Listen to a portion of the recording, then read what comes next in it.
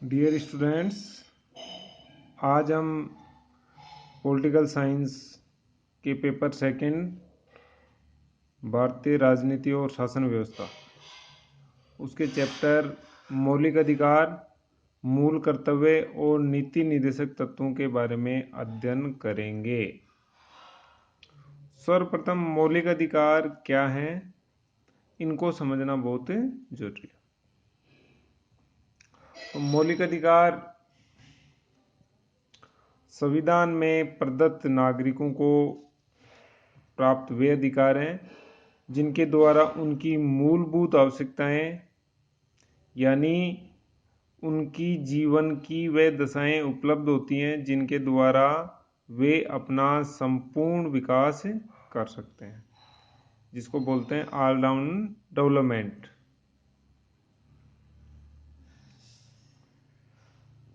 अब हमारे जो संविधान है उसमें संविधान के भाग 3 में अनुच्छेद 12 से लेकर 36 तक मौलिक अधिकारों का प्रावधान किया गया है। ये अमूमन परीक्षाओं में पूछ लेते हैं कि मौलिक अधिकारों का प्रावधान कौन से अनुच्छेद से कौन से अनुच्छेद तक किया गया है। तो इसमें अनुच्छेद 12 से लेकर 36 तक। 12 में राज्य की परिभाषा है, 13 में राज्य के अधिकार है, 14 से फिर समता का अधिकार चालू है। फिलहाल मौलिक अधिकारों के बारे में पढ़ते हैं। मूल संविधान में 7 मौलिक अधिकार दिए गए थे, जिनमें संपत्ति का अधिकार भी शामिल था, लेकिन 44वें संविधान संशोधन 1978 के द्वारा संपत्ति के मौलिक अधिकार को हटा दिया गया। यानी अनुच्छेद 31 जो संविधान में संपत्ति के अधिकार से संबंधित था उसको हटा दिया गया और उसके स्थान पर अनुच्छेद 300 के में संपत्ति को एक कानूनी अधिकार बना दिया गया। यानी अब ये मूल अधिकार नहीं रहा और वर्तमान समय में 6 मूल अधिकार नागरिकों को प्राप्त है। अब सबसे पहला जो अधिकार है समता का अधिकार, जिसका उल्लेख अनुच्छेद 14 से लेकर 18 तक किया गया है। इसमें अनुच्छेद 14 में है कि सभी नागरिकों को विधि के सम्मान, संरक्षण और कानून के समक्ष समानता दोनों का उल्लेख किया गया है। अर्थात सभी व्यक्ति कानून की दृष्टि में समान है और सभी को सम्मान संरक्षण दिया जाएगा। अर्थात किसी भी आधार पर भेदभाव नहीं किया जाएगा, न लिंग के आधार पर, न जाति के आधार पर, न अन्य किसी आधार पर।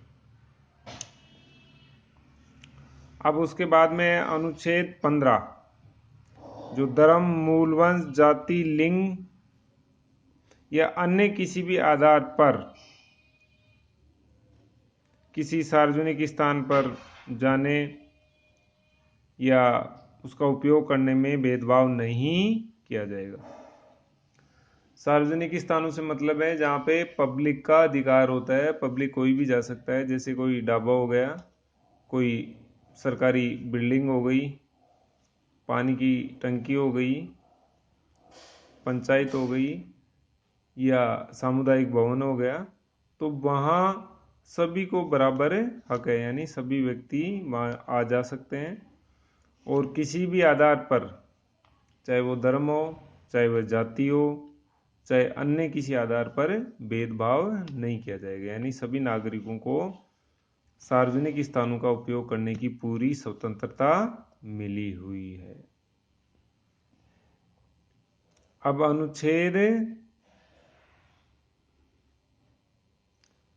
16 से पहले अपन थोड़ा सा ये देख लेते हैं 15 के बारे में कि ये जनसाधारण के लिए सार्वजनिक स्थानों का प्रयोग होगा, लेकिन अनुच्छेद 15(3) और 15(4) में स्त्रियों, बालकों, अनुसूचित जातियों, जनजातियों एवं सामाजिक व शैक्षिक दृष्टि से पिछड़े हुए वर्गों की उन्नति के संबंध में राज्य को विशेष प्रावधान बनाने के अधिकार दिए गए।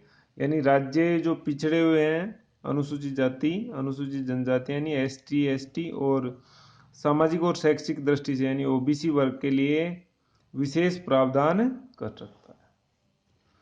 अब अनुच्छेद 16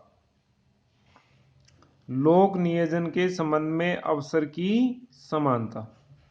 अनुच्छेद 16 इस अनुच्छेद में प्रावधान है कि राज्य के अधीन किसी पद पर नियोजन के संबंध में सभी नागरिकों के लिए समान अवसर होंगे एवं धर्म, लिंग, जाति, जन्म स्थान, मूल वंश आदि के आधार पर किसी भी नागरिक के साथ कोई भेदभाव लागू नहीं होगा। सार्वजनिक पद पर नियोजन के संबंध में नहीं, सरकारी नौकरियां हो गई या अन्य कोई पद हो गया, इसमें सभी नागरिकों को समान अवसर होंगे। ये नहीं है कि ये इस जाति का, ये जाट है, ये यादव है, ये गुजर है, इसके आधार पर भेदभाव किया जाएगा, बिल्कुल नहीं। सभी धर्म, लिंग, जाति, जन्म स्थान, मूल वंश आदि के आधार पर भेदभाव नहीं किया जाएगा। लेकिन इस अनुच्छेद के अंतर्गत राज्य पिछड़े वर्गों जिनका उचित प्रतिनिधित्व राज्य सेवाओं में नहीं है, यानी सरकारी नौकरियों में नहीं है, के लिए विशिष्ट आरक्षण संबंधी प्रावधान कर सकता है। ऐसे शासन में या ऐसे वर्गों के लिए आरक्षण का प्रावधान किया जा सकता है। अब आरक्षण का जो उल्लेख है हमारे संविधान में वो मोटे तौर पर अनुच्छेद 16(4) में है, जिसमें शैक्षिक और सामाजिक दृष्टि से पिछड़े हुए जो लोग हैं उनके लिए राज्य आरक्षण का प्रावधान कर सकता है। तो ये आपको ध्यान रखना है कि आरक्षण का उल्लेख संविधान में कहाँ पे किया गया है, तो वो आपको ध्यान रखना है कि अनुच्छेद 16(4) में इसका उल्लेख किया गया है। अब अनुच्छेद 17 अस्पृश्यता का अंत। इस अनुच्छेद के द्वारा भारत के किसी भी क्षेत्र में अस्पृश्यता और छुआछूत को तुरंत समाप्त कर दिया गया, यानी किसी भी आधार पर अब भेदभाव नहीं किया जाएगा। इससे पहले आप देखते होंगे कि समाज में छुआछूत एक बहुत बड़ी बीमारी थी, अब भी कई जगह है लेकिन इतना व्यापक स्तर पर नहीं है। पहले नीचे जातियों के लोगों को हाथ नहीं लगाने दिया जाता था, घरों में गड़े के हाथ नहीं लगाने दिया जाता था, खाना भी ऐसे दूर से दिया जाता था और उनके साथ एक तरह का भेदभाव किया जाता था। तो वो अब कानूनी दृष्टि से उसका अंत हो चुका है और अब जैसे जैसे समाज शिक्षित हो रहा है वैसे वैसे ये अस्पृश्यता का अंत होता जा रहा है। अब उपाधियों का अंत जो अनुच्छेद 18 में दिया गया है, इसके तहत राज्य पर सेना और शैक्षिक उपाधियों के अलावा अन्य उपाधियां या सम्मान देने का प्रतिषेध किया गया है। साथ ही राज्य के अधीन किसी पद पर कार्यरत व्यक्ति के किसी विदेशी राज्य से किसी प्रकार की उपाधियां लेने पर भी प्रतिषेध किया गया। लेकिन विदेशी राज्य से जो उपाधियां ले सकता है वो राष्ट्रपति की अनुमति से ही ली जा सकती है। उपाधियों का अंत कर दिया गया, लेकिन 2 क्षेत्रों में ये उपाधियां दी जा सकती है, सेना और शैक्षिक दृष्टिकोण से। जैसे PhD की उपाधि हो गई, सेना में कर्नल पद हैं और चीज़ें, तो उन पे रोक नहीं है। बाकी वैसे हर चीज़ में रोक, कोई ये नहीं लगा सकता कि राय लगा ले, कैप्टन लगा ले, ऐसे नहीं लगा सकता। केवल सेना और शिक्षा के क्षेत्र में ही उपाधियों का प्रयोग किया जा सकता है, बाकी नहीं किया जा सकता।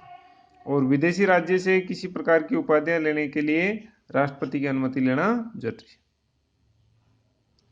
तो ये स्वतंत्रता का, समानता का अधिकार के बारे में बात करें। अब दूसरे वीडियो में हम स्वतंत्रता के अधिकार के बारे में बात करेंगे।